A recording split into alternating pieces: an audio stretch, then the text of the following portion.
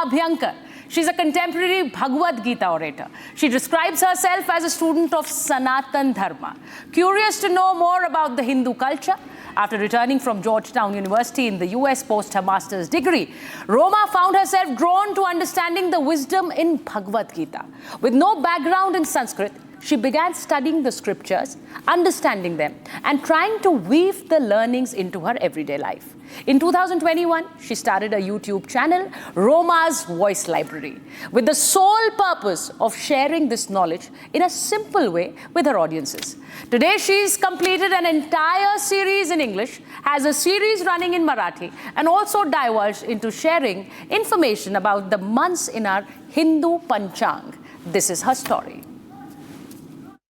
As we saw earlier, the Bhagavad Gita was spoken right before the Mahabharata, the Great War, was about to begin.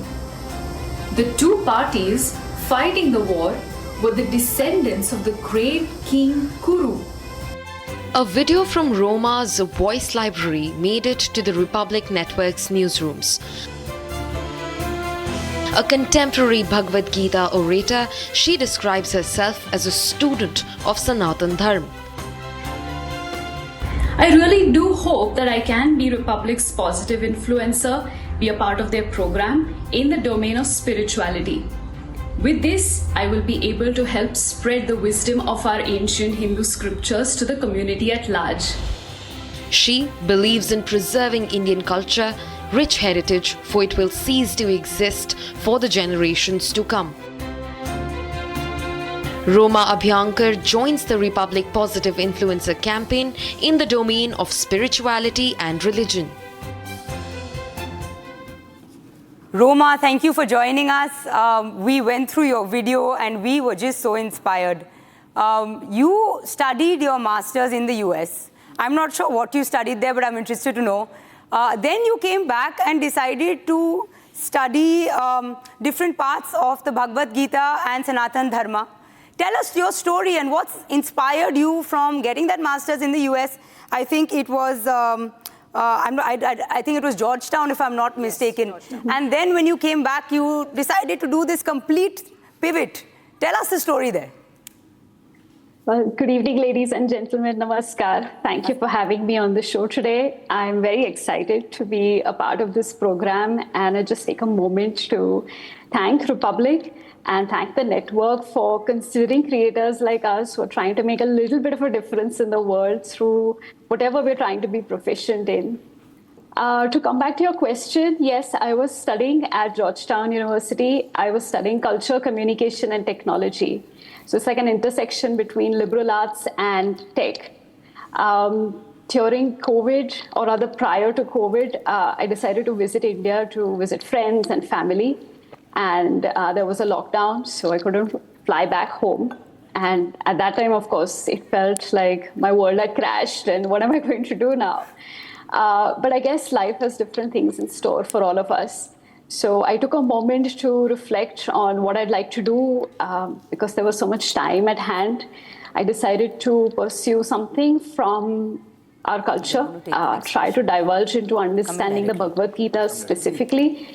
Because, you hear most people talking about a couple of these shlokas, but I knew that there was something behind, like there had to be some kind of a content, some kind of a context why Sri Krishna would speak to Arjun, give him this kind of an advice. So I decided to study right out. I would sit every day, begin right early in the morning, start reading the scriptures, find different books, refer to them. But what struck me was if this had to reach people, it needed to make sense to them. It had to resonate with the kind of life they have. And so I would take examples from my own life. I would take examples from people around me, and I would try to link it together with these shlokas. And I would write essays and essays. So in 2021, I decided, why not put it out there? There might be people like me who would be scared to pick up the text because it's in Sanskrit. But there's just so much knowledge, so much wisdom. So let's put it out there, see if anybody's encouraged to pick a copy by themselves and start reading. Roma, I have a question for you. One question is that how do you deal with the challenges, or what rather are the challenges of balancing between content that makes sense and virality? How do you balance that equation, if I have to ask you? I'll be honest that because this is such a niche subject, it's difficult to term it as something that could go viral unless I say something out of context and it gets picked up. And we live in a world where we're chaperoned by the algorithms, by all of the codes. So it becomes very difficult to break it to people who are genuinely interested in the subject. I never started the videos thinking, okay, let's go viral or let's hope that we make it big here. But my only genuine concern was that this plethora, this powerhouse of knowledge is available to us. It's a part of who we are. It's a part of our dharma. So what if it reaches out to people and they feel that they could turn to this wisdom, they could take some kind of an influence from it and apply it in their everyday lives. So it's a little difficult, I'll be honest, to gauge how well people would take the videos, but I have to point out that it's because of my audience members that I'm able to be motivated to put out a video every time on my YouTube channel because they've been really, really supportive. That is so beautifully put, and I think Bhagavad Gita tells us about the philosophy of karma, so we're all doing ours. It's the guiding light for all of us. And there's a caller. I think we have a caller. A guest caller. Our guest caller, Ira is calling us, Ira Trivedi. She herself is a fitness influencer, a very popular fitness influencer. Ira, what's your question?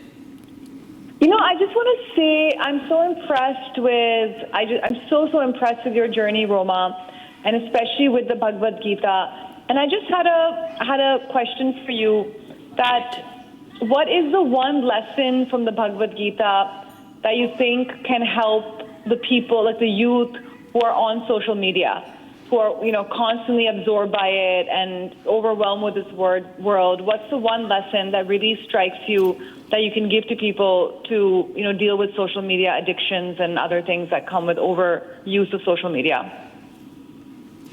Ira, all right, yeah. Thank you, Ira. Ira, thank you so much for calling, and that gives us a sense of positivity that you're watching this show. Yeah. You're actually watching the show. There's so many people who are watching you. Yeah. They watch your videos every day, taking so much of inspiration, and you're watching this program gives us a sense of positivity. And, we were so much nervous about this, like what kind of content is positive, that in itself. But the fact that so many people are sending us response, Ira has called in. We now know that okay, I think we're moving in the right direction. Right. Thank you so much, Ira. Thank you so much. And if that question can be taken by Roma. Roma?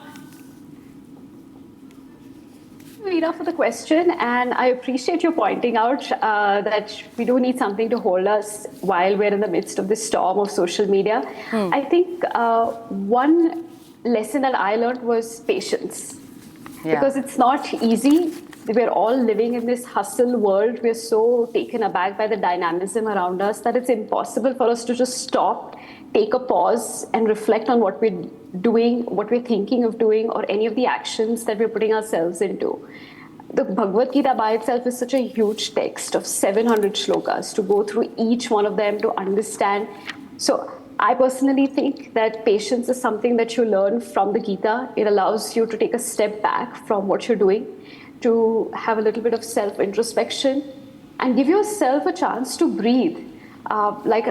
Prior to me, when we had Ms. Astha speaking in about mental health, it's just, there's so much run around us that it's not possible for us to take this step back. But if we just give ourselves a chance, maybe 5 minutes of a day, if we could just reflect on what we're doing, then that's the biggest lesson that I think we all can take away from most of our Hindu scriptures, especially the Bhagavad Gita. Lovely, Roma. Thank you so much. You're on board with us, and I feel so happy speaking to each one of you.